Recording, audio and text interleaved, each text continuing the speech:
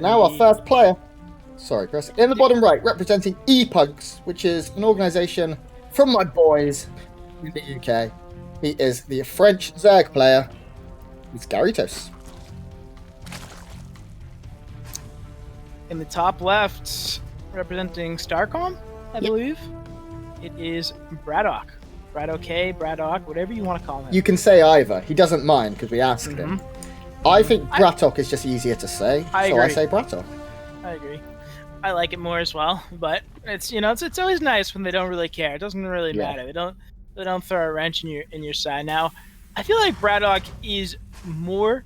He's a pretty straight up player. If I had to pin him on something, I wouldn't say he's too crazy. He's gonna give you plays something. A lot of mech. Yeah, pretty normal, pretty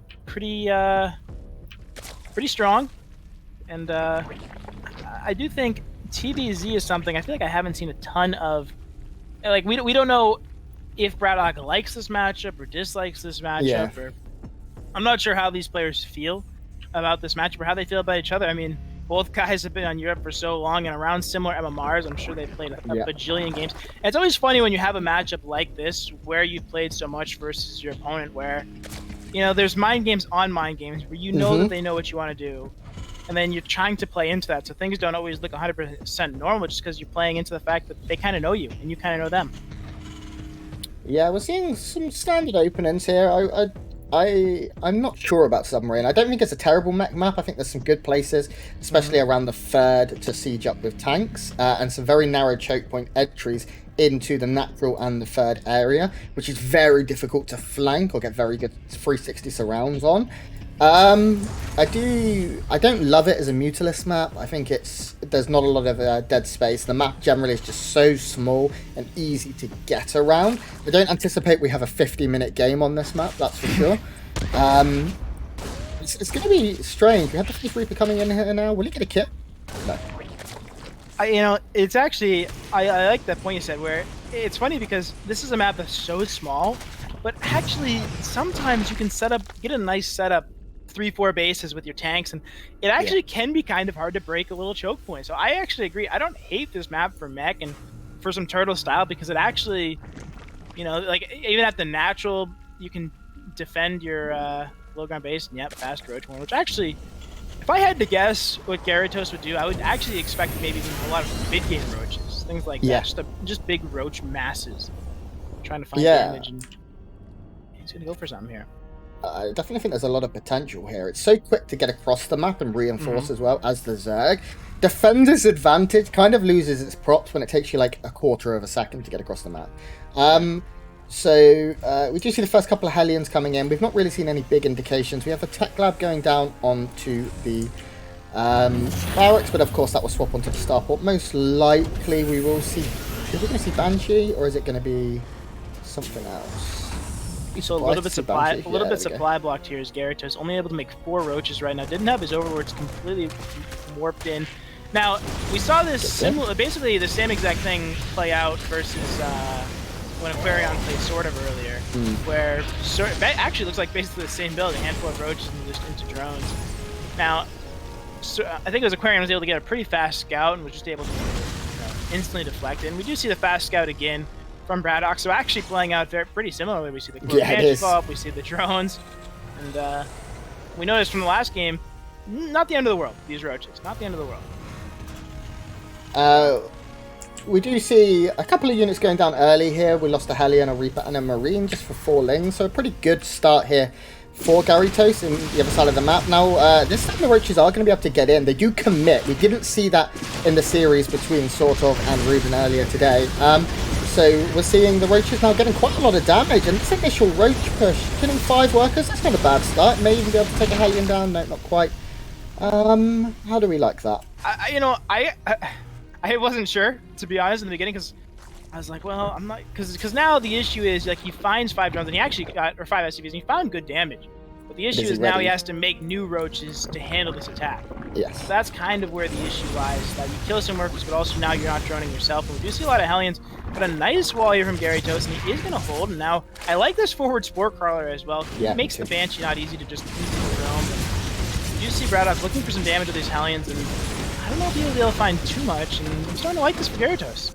Yeah, I mean, behind us, look at the drone count. 51 to 32. He's been droning like an absolute madman. He's made plenty of queens, very Uzagi, to get up to, 5 or 6 queens. Continuing that, he's got 1-1 on the way. Roach is deflecting this attack. The Banshee's just got 3 kills, but I'm pretty sure they're all bloody Roaches or Lings.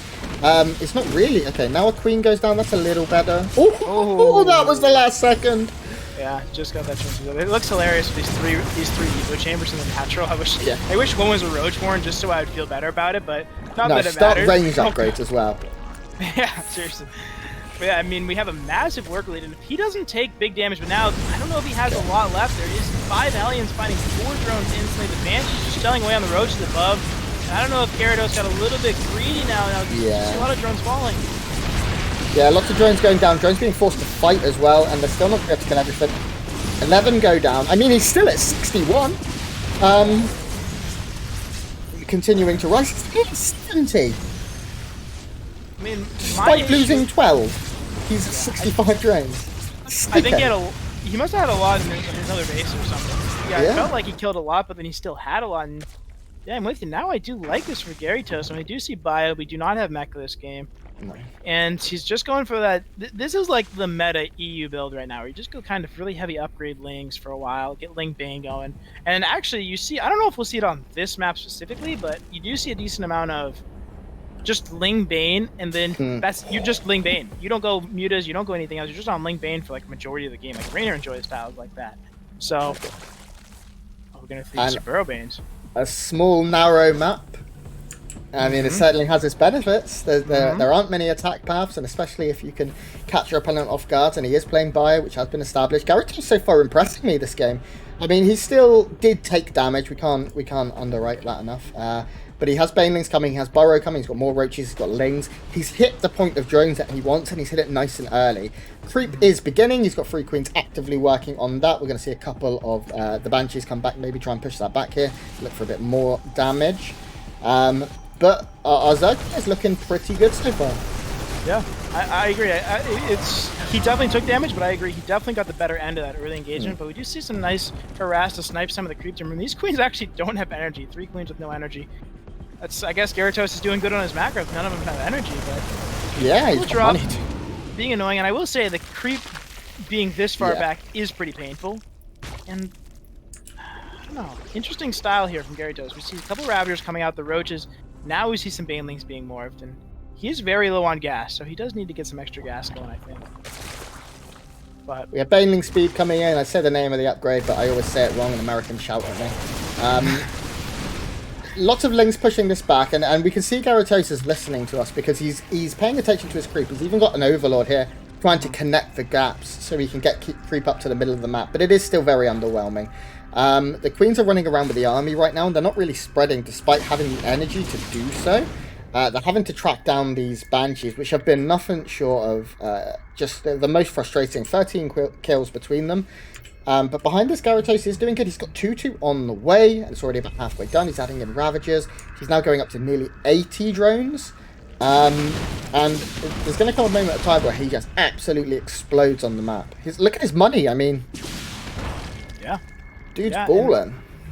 We do see the 8 racks coming in, so the 8 racks for Terran. Now we do see a 4th base with this 8 racks, but usually when you get 8 racks as Terran, that's indicative of if you want to get a little aggressive. We saw Quarion do it a couple times. That 8 racks is strong, and on a short map like this, I mean, this is probably what Garitos is expecting. I mean, you're expecting shenanigans. That is so many Banelings being morphed in. And I actually like the situation for Garitos. I mean, he's been mining well, more than Braddock for most of the game.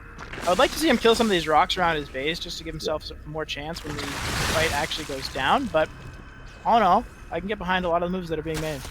Oh, a lot of Marines here going to get caught by the army. I mean, just look at this Baneling flock. I don't know what you call a group of Banelings, a flock, a murder, something like that. We can see tanks are going to siege up, and that's going to make this pretty hard to push into even for the Banelings. We do have a big run by with a couple of Medivacs coming down to the south. It looks like 24 Marines coming down here. And also the same thing lined up to the top. Banshees continue to be a nuisance. They are going to cancel on this base down at the sort of 7 o'clock mark and force the defense here. Meanwhile, the push coming in at the north. Yeah, just really nice multitasking. Braddock on both sides of the map, really stretching. He's attacking he just sent all of his Lings to attack a creep humor. Really? Wow, Braddock everywhere right now in the main base with these Marines, trying to find some more damage. He is going to get a good trade already on some of these Marines. It was a good trade. I will say, okay, now the upgrades are actually about to be 2-2 to 2-2, right? I guess so. This Marine is starting to bleed out, but... And we do have... It's basically just, I mean, there's a couple of Roaches and Ravagers, but it's mostly just Ling Bane from Garitos. So he is going for a pretty fast hive, which I don't mind. Probably going to see maybe Ultralisk with these Ling upgrades and maybe Adrenal Glands, which I would not mind. Braddock has a big army, but he has... Oh! Those Baneling. Those Baneling mines. Where are they? They're near his main army, on the ramp. Okay, I got them. Almost. And then we do see the engagement. Baneling's coming crashing and tanks looking up a little bit late. The Banelings are on top of some of the bio. Actually, it's an okay trade for Braddock. Yeah. But the mines! Oh, they don't have enough upgrades. Oh my god. Oh, they have like 3 hit points. I'm pretty sure this guy has 1. Oh no, okay, not that one. How is he still pushing forward? I haven't, does anyone truly know? There's not really a lot out right now for Garitos. He's trying to make a load of Lings and Roaches to hold this. I mean, this army, to say it is beaten up would be the understatement of the century. Like, one drone could sneeze at them and they would all die. We do see it looks like the Queens are going to be able to eventually clean up. The reinforcements parade pushing across the map right now, and it looks like broke him. You know, the tanks sieged up late and the bios were on the tanks, and then I felt like the Baneling connections were good enough, but then the spread and... Yeah. That felt like some of the games we had earlier where it's like, you know, not a whole lot goes on and then there's just one mistake. That's all it takes sometimes. Is one mistake. Next game's on NA. No, that's mainstream. That's Oh, yeah. Okay, yeah. Like, that's Mapu's account. It's like, who's someone vacationing somewhere? Jesus. Yeah. But, you know, it wasn't even like a massive mistake I felt, and then that's Submarine, you know. Braddock takes that one fight and he's just able to go across the map. And that was a massive Baneling.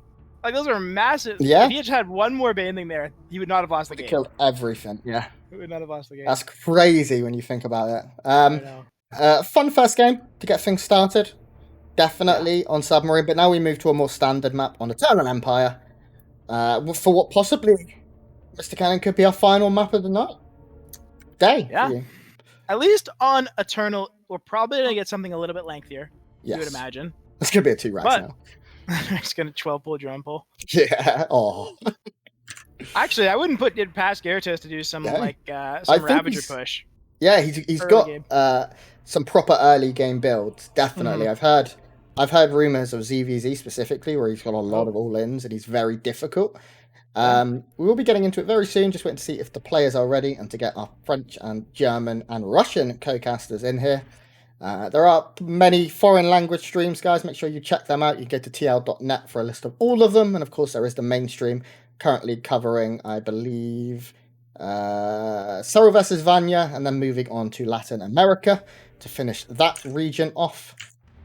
Have you had a chance to see any of the results from other regions, OCE?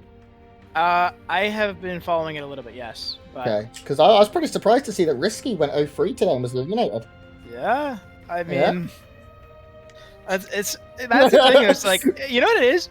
I swear to God, it's when you start to become the guy that people are expecting to win, things just get hard, man. They get harder.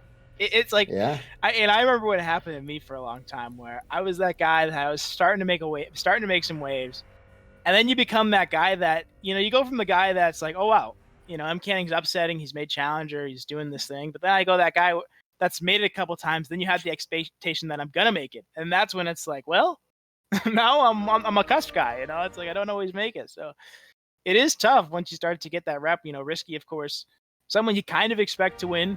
Yeah, and I'm sure he's Mio Maika with a massive win. The Maru now the Risky Slayer. Yeah, kid's pretty good. I went back and rewatched that Mio Maika, not sure how to pronounce his name, versus Maru, and he was so far ahead for so long. And then I will tell you, like, it's one of those things where it's like, you know, you're playing like the best player, so it's like, yes, he had a massive edge, but you still got to finish, and he was able to finish off the game. So, you know, credit to him. And I mean, Frio today, he's definitely looking for a run, and there's a possibility that we see the Maru and Risky Slayer in the main event starting in a couple of weeks. There is, of course, all of these events do play into a main event with international tournament featuring Koreans and all of that. The top 4 of GSL, the top 4 of Europe, top 6 of GSL, top 4 of Europe. One from OCE, one from Taiwan, Hong Kong, Japan, and 2 from Latin America, something like that. I mean, you know, just the great thing about this tournament environment is you just have so many high impact, high value games for so long. It actually reminds me of the old Challenger format from more like 2012, 2013, where it would just be you'd have so many qualifier brackets, and then you have Challenger, then you have Premier, and it would just drag on forever. You just always have high level StarCraft being casted, and we have it again. Yeah, and talking of high level, we have the player who is currently leading the series. That was a good segue. He is 1-0 up, representing Starcom and Russia. It's Bratok. The top right, representing E-Punks, the man trying to get his footing in this group, is Garitos. And you know, it is always hard being the underdog, of course. Yes. New to the group. Yep. You know, maybe a little bit weaker than the other players. Of course, everyone is strong. When you get here, everyone's good, and everyone can really beat everyone. But there are definitely players that are stronger than you, and it's kind of about finding yourself and feeling your comfort, especially in your first time here. I think there's so much to be proud of about just getting here that getting here is almost winning in and of itself. I mean, it's $500. Right. And the EPT points, which help you for the future qualifiers. Yeah. And better seeds and things like that.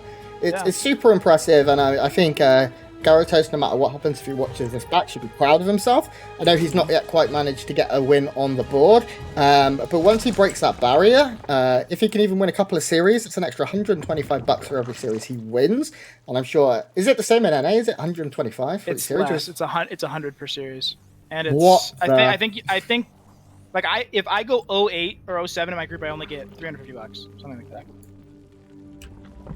But I'll send you the rest. Don't worry. It's all right, and you know, it's one of those things too where you really we talked about it earlier, and it's kind of the intangibles. It reminds me of when you go to an event or something, and let's say you catch like a nasty cold or you have like strep throat or something, but you know nobody cares if you've got strep throat, really. You know, it's like nobody thinks back, and you're like, oh. You know, Hero Marine was really sick. That's why I didn't perform well. No one thinks about that. You just look at the results and where they are. So, you know, it's possible Garitos is really nervous, but it's also possible Braddock's nervous. You never know what these players, you know, they could be playing quite a bit lower than their skill level, or maybe they're performing higher than their skill level. It's really hard to say. Yeah. I mean, the only thing that we know is no matter what happens, M. Canning's going to win his group 7-0. I already told Neeb, I said, if you get in my way, I'm unfollowing you on Twitter. Is that your threat? Not you know, I'll break your finger so you can't play. No, I'll unfollow you on Twitter. That Neeb Twitter follow is worth its weight in gold, so I could never. That was a bluff, Neeb. If you're watching, I would never. Do I follow Neeb? No, I definitely do. You better. I definitely do. He's a lovely kid. Okay. I like this move from him where he had the drone farther out. He didn't do the queen meta that you've been talking about, but he did get that third base down. It is kind of tough this early game getting that, you know, getting out here because that Reaper is always so annoying, and sometimes there's an SCV out here, and it's just like, just let me take my third base. Yeah, he does get it, which is nice. I really love it on Eternal Empire too, because it is a base where when you have, it is a map where when you have 3 bases, it isn't too hard to sit back on 3 bases. The distance for a Zerg player once creeper spread isn't too bad. There's not too many, you know, entrance paths. It can be dropped relatively well, but getting this third is important, and Garitos making sure he gets it nice and early so there's no shenanigans, and we have a cattle bruiser. I like this on this one. I feel like of all the maps you see battlecruiser a lot on Eternal Empire, just because there's some airspace between the natural, between the main base, you can sneak your way in, and nice micro there. And that B button. Now, my biggest concern is I don't think this Overlord is going to be in time to really truly see. Well, no, it's going to be a little bit late. Now, the issue as well for me is Garitos does not have that sort of queen number. So he's at 3 queens right now. He is making a 4th queen. I think he needs 5. A decent number of queens. Yeah, at least I mean 5. And if he's got 4 queens but no Spore Crawler, it also can become very dangerous. So we'll see exactly how he plays. But that Star Sun should hit him soon that he thinks, well, it could be BC or Banshee. So I would expect Spores to come out relatively in time. 3 Hellions. I wonder if that's a bit of a tell for him. He's like, well, it's only 3 Hellions. Yeah. Yeah, compared to the last game where we did see quite a few, we see the first spores going down already in the natural. We should see one in the main in not too much longer. Queen production has stopped for now at 4, which as my co-caster so excellently pointed out isn't going to be enough. Oh my god, it's a Nidus. Well, you know what? Oh, What this happens? Marine spread from Braddock though. He's kind of on to something could be happening in his main base. He's got them on patrol. Yeah. I don't actually hate this for Garitos though, because if he's able to, like, 1 BC, yes, but there's a third command center on the way. There's only Hellions. There's gonna be Roach Queen. If the Nidus gets up, I think Garitos has this game. But and what if he teleports across the map and then the Nidus comes in? You have to fly the whole way. That cooldown is really long. And we can see here the Queen's just keeping the Hellions busy. We've got Lings moving, and here comes the Nidus. There's only 1 Marine firing on this. SCVs will need to be pulled. It's already nearly halfway up. And the BC did teleport to the 3rd base. He doesn't know about it. I don't think he's seen it yet. And now, I mean, there's going to be so many Queens and Roaches in the SEO of BC, but he's going to lose all of his workers here. There's nothing at home. There's Hellions versus Queens and Roaches. I don't know how Braddock can do this. We'll see. Oh my god. Okay, yes, the Queen's going to come home and start defending here. They have plenty of transfuse energy. There's loads here as well at 6. They're going to be able to start working away on this battle cruiser. Meanwhile, at home, we can see it's absolute mayhem here. Roaches fighting with workers. They're going to micro backwards. There's not a huge amount left. The Queen's coming back, actually. That's cute. Just using them around the map everywhere. If the battle cruisers can TP, why can't the Queens? And now, Braddock forced to minus with 1 base. Army supply 56 to 22. The starport going to be taken down here. It does look like that battle cruiser will finish slow. It's going to be bloody close. It's not going to. He needs to repair. If he gets a second battle cruiser, maybe he can do it with some Yamatos. And he will get this battle cruiser out. Nice decision making from Braddock. I like how there's a proxy sport coming in as well. Now the Yamato's coming down. If he's able to get this Queen count low, it is still 3 CC to 30 drones. It is definitely still doable for Braddock, but it's going to be incredibly tight. Does the second BC come home yet? Yes. Or did it die? Okay. Oh, yeah, it's on top of the first BC. Oh, yeah. And so, I mean, it is possible if he can keep modeling these Queens. He doesn't want to lose his CC, though. He needs to take it off. He's got an SC building. He's not even going to notice it. That's a pretty big deal, going from 3 CC to 2 CC. But we do see Garitos still committed, down to 28 drones. So he has to find it, and we see the Yamatos coming in, and this is nice for Braddock. I mean, lowering this Queen number. Oh, if you got a 3rd BC, I actually would have loved his situation. Yes, I agree. Losing all of his production, he's floating so much money now. It's hard because he's lost all of his production, but he needs to start building up some units. He's going to get the score. Aliens versus Roach Queen. I like those odds. The Queen number is starting to get a little bit low here, and 2 battle cruisers will stand and fight against this number, and that means the Roaches will start to fall. It's looking better and better for Braddock, who has got a Spire on the way. He's making more proxy spores as well, bringing more drones in. This is weird. We have another Roach run by, getting a lot of workers though. Yeah, I like the Roach run by, but the thing is, there's still 2 command centers now. I'm not sure I like the proxy spores anymore. You're already on such a low drone count now. He's up to 37, and I guess if they can stall long enough, it is okay. But, you know, this is 3 less drones. It's extra money. It's a little bit dangerous. And now we see the Hellions going across the map, which I love this move from Braddock. If he can find some drones across the map. 3 spores is a lot, and that is a little bit annoying to deal with. He does get another Queen. The Queens are at the other side of the map, and they need to get into that Nidus pretty darn quick, or they're going to lose. I mean, there's nothing to defend the workers here. Yep. You're just going to drive by? Alright, that's cool. Maybe he thought there'd be no workers at the 30. He is going to bring them into the natural, and there is nothing here as well. And he sees no drones. If you're Braddock, you like this. Actually, most of the drones are at the 3rd base. And he needs to go to the main and scout that Spire. Once he realizes it's Spire, excuse me, I think he does have a chance, but he picks up Spy now by quite a bit. Yeah, I think Braddock has put himself into a pretty good position. The decision to send those Hellions across the map has ended up being so massive. We can see drones forced to fight. 10 go down. Dead even worker count here. But, of course, mules are super good. And there is still 2 CCs, and they are both orbitals. Battle cruisers stand strong, and they're, of course, very, very strong units to have. Especially at low unit games where you haven't got that much. Battle cruisers are incredible, but there is quite a few mutas actually. 8 already, 10 soon. That's a good number. Yeah, I will say Braddock did see the Mutas. I don't know if he really realized he saw it. He is making the Liberators, I do think is to help versus the Mutas going to be a little bit faster. And the Mutas are in the natural, and this is where all the workers are, and Braddock's unit's a little out of position finding 4 SCVs early. And this is exactly what Garitos needed. He was a little bit behind, and now I'm loving the situation for him. He's going to kill every worker. Finally, a Liberator pops out, but guess what? The Liberator dies immediately. More workers will die. And now it is going to come down to what Braddock has. All of his workers are sat here hiding in the main right now. There is enough Mutas once this next wave pops up to stand and fight, I believe. I can't remember the exact number needed to fight a battlecruiser, but I think it's like 8 or 9. Now we have another roach run by. It's not going to find anything, but Braddock's not mining.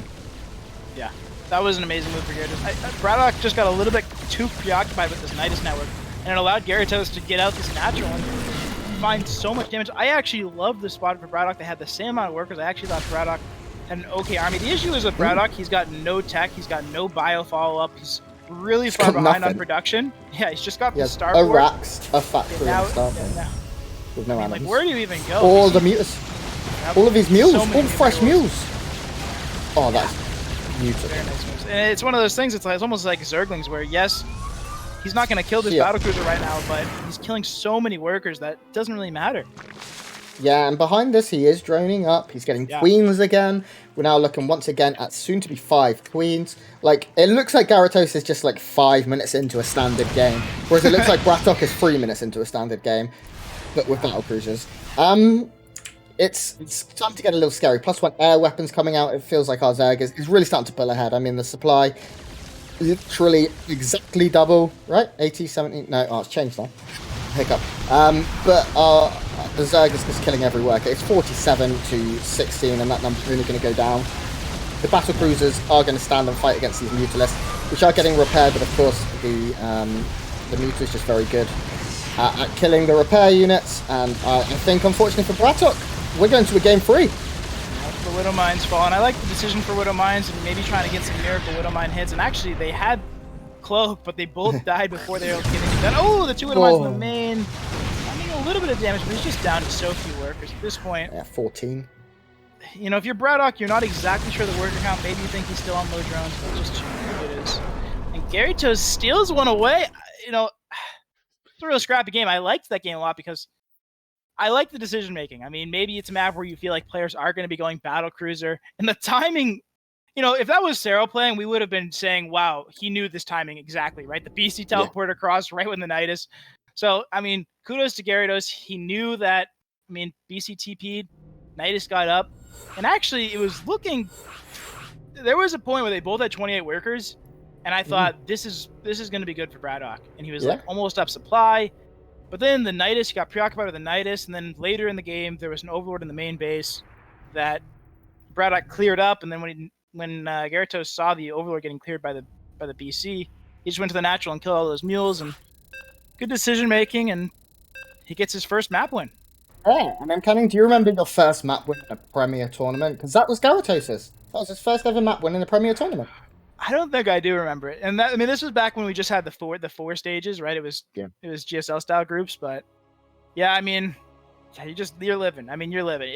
The thing is, like, it's actually, at least for me, I remember, as a competitor, even when you would have like Scarlet in your group or someone that was really strong, and you'd still lose. Like, even if Garitos was facing like Euthermal right now and he loses to Euthermal, they're better than you, but you feel like you could have done it. You got that competitive instinct where, yeah, you lost, but you're like, damn, like, maybe I could have done it. But nice to get that first one, and maybe it sets him up nicely for, more rounds in the tournament. For now, bottom right, I'll take him. You got him. Starcom. He's trying to get us... Get another... Has he won a series yet? I'm not sure. It's Braddock. I feel like Braddock is actually pretty solid right now as well. He's kind of in that arcter where he takes games off some really good players. Yeah. I'm going to check if he's won a series very quickly because my mind is blank. No, both of these players were 0-2-0-4. So this is our first map wins in this tournament. His opponent in the top left, representing E-Punks, the French Zerg, it's Garitos. Yeah, they both got some blood drawn. I like it. Yeah. Both players allowing each other to get one win. Now, you were expecting more mech from Braddock. On this map, I think if he wants to go mech, I mean, he could do it. he could do it. I mean, he might have been going back the last game as well. He just wasn't able to get to that point. So it'll be interesting to see where they go. And I would, if I had to classify Garitos, I would call him more of a mid-game player. Although I could be mislabeling him. And if he's watching later, I would apologize. But I feel like he might find some strengths more in that mid game with the roach balls, a little bit of aggression, like we see that last game, almost a Bly-esque style where he's putting more pressure on, tries to make the opponent make the mistake. And last game, Braddock did make a few mistakes. So and I like that. If you feel like maybe you're playing against someone like game 1, you go in, you go, okay, he just played more solid than me. Game 2, I'm going to drop in a Nidus. I'm going to go Nidus into Muta. I'm going to make this game really weird and funky because that's where I feel confident. And it worked. So I don't know if we'll see something like that again. We'll keep an eye on the tech choices. It seems very standard to start off with, though. No early pulls, no early racks. Both players respecting one another and being honourable macro players. You actually bring up a good point. That game that we had role reversal kind of on game 1, the smallest map in the map. Well, Garitos actually showed pretty decent macro. He had a lot of drones. He didn't take too much damage from the aggression, and he was in an okay place. And then Braddock just took that one nice fight and was able to just go across the map and end the game with 21 HP Marines. And then game 2 on one of the bigger maps in the map pool, he went for the Nidus. So, I mean, it could be anything, really. I don't think we'll see something too crazy aggressive again from Braddock, at least in the super early variation. I don't think we're going to have that fast Roach Horn. I don't think we're going to have a fast Nidus, but who knows? Possible. We're sitting right now, we can see there is just the one worker in the gas here for Garitos, which leads us to believe it's not going to be any very, very quick Roach play or anything along those lines, because you do need a little bit of gas in the tank for them. At home, Braddock is just going standard 1-1-1 so far. Getting his starport, getting out a couple of Hellions. Same openings we've been seeing. You know, if I was to describe what a TVZ is without looking, and I had to guess, this is what it would be. Reaper comes, gets chased away by Lings, Queen pops, Third goes down. It has gone down, yeah, it did go down at just after the first 2 Queens, and then everything's hunky-dory. I wonder if this placement of the starport kind of tucked in is him trying to hide anything or being sneaky, but we have a nice Overlord below the mineral line of the natural, and it's going to be a nice scout. I don't know if he's even seen this Overlord yet, so but this just looks like a Banshee. It doesn't, I mean, there's no fusion core. But I think it's going to be Cloak. Yeah. And we'll see how he handles Banshee. I mean, game 1 we saw Braddock's Banshees be pretty annoying. He was able to keep them alive for a very long time, which is obviously a very important thing when you're going Banshees. As long as you don't lose them and as long as they're alive, trying to find anything here or there, they're always annoying for the Zerg player. So we'll see if he can find similar damage to what he did game 1. You see that very early Roach Warren once again. Not the earliest, of course, not at all aggro.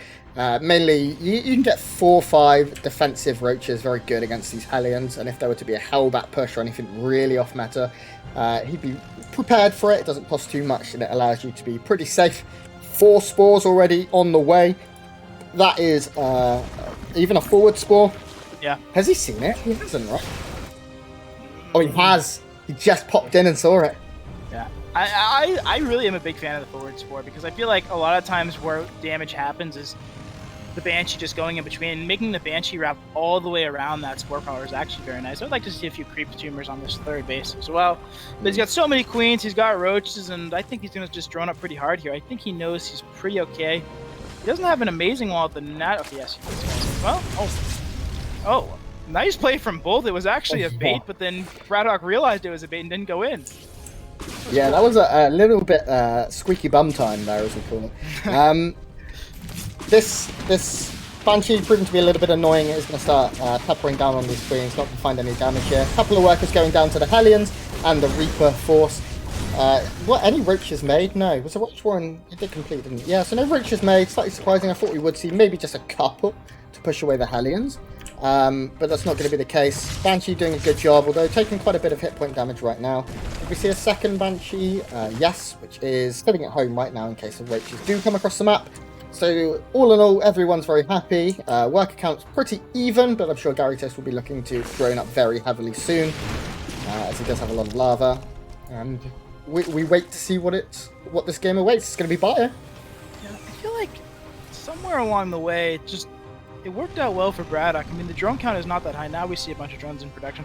I felt like he did a good job of keeping the drone count pretty low for a while there. I feel like this drone influx is a little bit late for Garitos. I think he was actually a bit safe. And we do see him pushing back the creep, which I do like. you know, we're seeing it again, just very smart play, not losing all your Hellions, being annoying, forcing out extra lings, and just not letting him get to that nice drone number he wants. The third base is done, moving to the location. I like this right now for Braddock. Yeah, I think I definitely agree with you. 7 workers have gone down in total, which, you know, that's more than 10% of the total economy here for Garitos, and he's being forced to make more and more and more. He had to make 20 lings as well to defend, and 20 lings, it's 10 drones, man. 1-1 on the way here, those melee upgrades come in. This drone saw death and turned away. We have the armory coming in here, so we can get those upgrades rolling very efficiently here for Braddock. And it looks like Braddock is really containing his opponent right now and having free reign of the other side of the map. Yeah.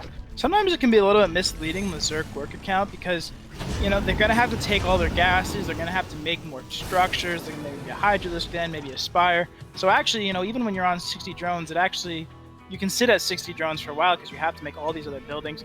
Now he is on 67 workers, don't hate that. And, I mean, we're just at an even place for both games. We have a very interesting little drop coming in. Not full medvacs, not full marines, just maybe a creep tumor hip squad or something. Yeah, maybe just looking... I'm not sure. Yeah, I think it is just going to be to push back creep, right? Going to catch this Overlord. That's a nice pickup. You can supply bot your opponent. Of course, Garitos has made many of those a laser Overlords and nowhere near max supply. Sorry, Nico. Double medevac production coming in. Everything's just so standard right now. 2-2, very well timed here for our Terran player. We haven't seen +2 armor start up yet for our Zerg, so maybe missing that one, maybe a small mistake there. Hopefully he'll start that up soon. Now we see very similar to what he was doing on the first game. Now he's at this third base. He's got 3 racks coming at the front. I wonder if he's going to go for a big attack like we've seen before. And we do see 3 missile turrets. Yeah. He's not exactly sure what he's up against here right now. He thinks maybe mutas are coming. I don't hate it. He's going up to 8 racks. I think it's going to be an 8 racks, similar to what we saw Aquaron do. Was that on this map? Oh my god, are you seeing this? The Queen's facing 2 Banshees in the middle of the map. That one Banshee doesn't have energy. Oh my god. Alright, nice move. I mean, I'm not sure what these Queens are doing out here. Now, ooh. Is he being baited with these Queens? Now all of a sudden he's not going to see this on the south side. He doesn't. I don't think he had any spotterlings. Well, I see the medvacs distracting him in the main base. And this is going to be brutal for Garitos. I mean, by the time he sees his attack, it's already going to be set up. And that is where you run into an issue as a player. Now, this is a weird timing. Not 2-2. Only halfway done 2-2. He's not going to have it yet. He's just going to go for a big attack right now. But other Banelings, there's only 9. You really didn't see it. There's only 2 tanks here right now, though. So maybe it's okay. Queen will go down. This is a nice start. The tanks have found a good position at the bottom of this ramp. You can see they've got surface area over almost everything. We do have the full 360 coming in though. Now, Braddock did leave a couple of units at home, but it looks like actually Garitos is going to clean this up without too much of a problem. Very, very nice defense there. He's in the main. It was almost like a bait. I mean, the supply is still in. This reminds me of like a Clem game where all of a sudden they still are up supply, even though it doesn't look great for him. Braddock finding some moves in the main, losing a medvac, losing some army. And all in all, I mean, it's a cleanup. It is a cleanup. And he is kind of on a clock now. We do see the 4th base coming up, but now the real push is coming in. He's lost 2 of his tanks. Is he only down to 1 tank? There's 3 Banelings. Yeah, 1 tank, but this is so many Marines. And if there's no Baneling, just look at the stim. Look at those Lings vanish. So many Lings going down that now have to be remade. There's 20 Banelings being made, but Lings here on the backside chasing this down. And they're going to be able to get up to where the Banelings are morphing in. These Banelings so far from being done. They are the key unit in the defense here. It does look like they were just about complete. There's so many Marines though. These Banelings are going to have to get the right connections. There's still so many in the back. Yeah, not the greatest. Nice engagement from Braddock. Not the greatest engagement. A lot of Banelings crashing into Marines, but not the majority of the Marines. And there's so much carrying left over. And this is a point where you can really snowball. I mean, it's just hard to get the right number of units to handle this much bio, although we have the tank making sure there's no counterattack from I don't know where. But he's chilling out, and now, I mean, Braddock is taking the footing, but there is a 4th base. I like how Garitos did give up this base. He didn't commit all in and try to fight this army that he would have lost to. Trying to get that Baneling count up, but this is going to be a hard hold. There's still so few Banelings. You really want to have, you know, a good 20 plus, and we're currently looking at 6. We're going to see a double drop into the main here. Braddock maybe easing off the pressure a little bit. How are all these here? What's this? There's the Queen drop. He's doing. Oh yeah, of course it was. We have the big fight coming in. The Baneling's getting. He's getting 1 tank before the fight really starts, which is nice. And I will say the supplies Yes, they're in favor of Braddock, but there's not many tanks. If the Banelings find the right connections, this is definitely still doable for Garitos. He is up 14 workers, so Braddock kind of needs to find the damage right now. He's on 4 bases, but there's only 1 tank. It's going to come down to the splits, the Banelings. I don't see a lot of army here for Garitos. Not many Banelings left, and it looks like there might just be too much Braddock in this game. Yeah, Braddock has so much, and again, the Baneling count right now sitting at 1. And 1 Baneling actually gets a huge hit, but it's just not enough, and Braddock takes the series 2-1.